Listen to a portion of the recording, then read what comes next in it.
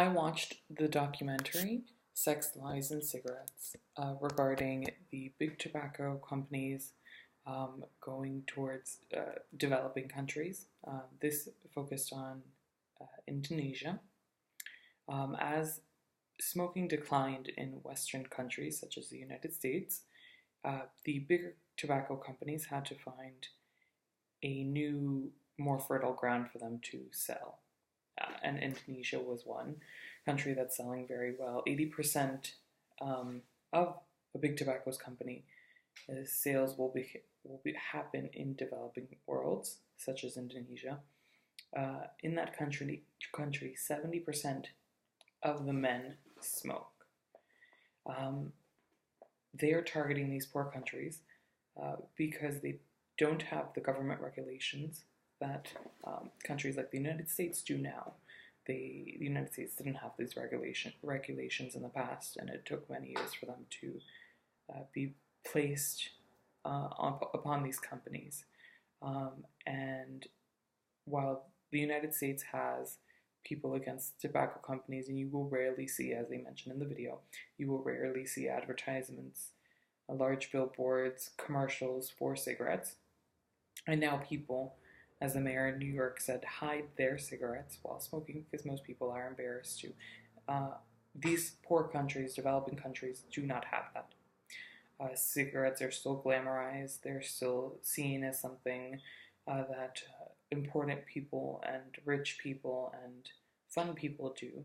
They are targeted specifically for children. 1 in 4 boys smoke, ages 13 to 15 within Indonesia. The cigarettes are sold right outside elementary schools, and the advertisements that are made for TV and for billboards are specifically geared to target younger generations. The concerts that these tobacco companies sponsor are geared towards artists, are geared towards younger generations. They are put on and they invite artists that the younger generation will like Flo Rida in the video. There are no laws controlling the selling of cigarettes and tobacco products to minors, like the viral video that went out on the baby smoking. During the time that this documentary was filmed, he was 2. He is the youngest ex-smoker, and his mom is very proud of that because he was able to get over that. But the aggressive marketing for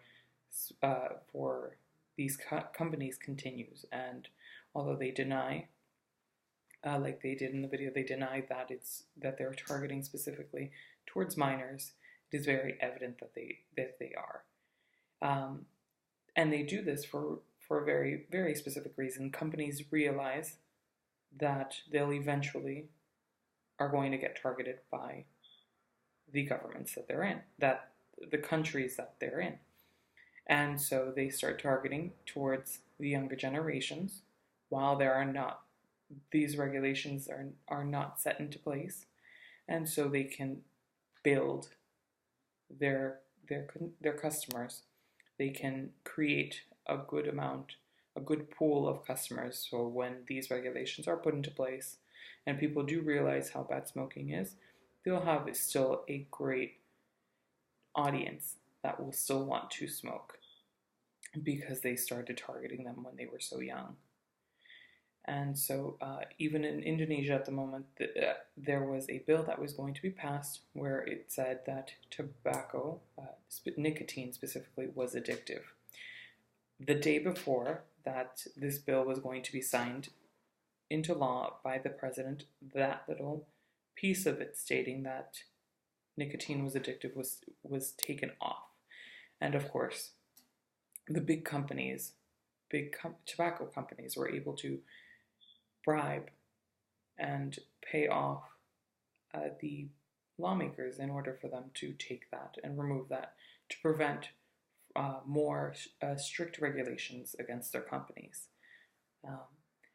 There is a sharp increase in tobacco-related deaths in Indonesia, as opposed to in the United States, where there seems to be a slow decline of these.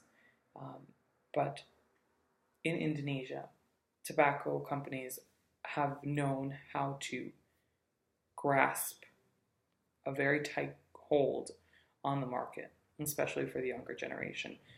One of the most popular games in Indonesia is soccer, and their soccer team, their professional league, is sponsored by one of the biggest tobacco companies in that country, which pushes further the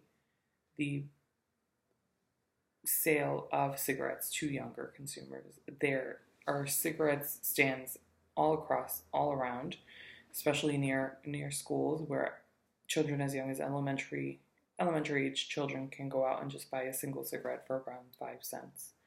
And so this leads to billions of deaths around the world, especially in these developing countries. 80% of these deaths will happen in developing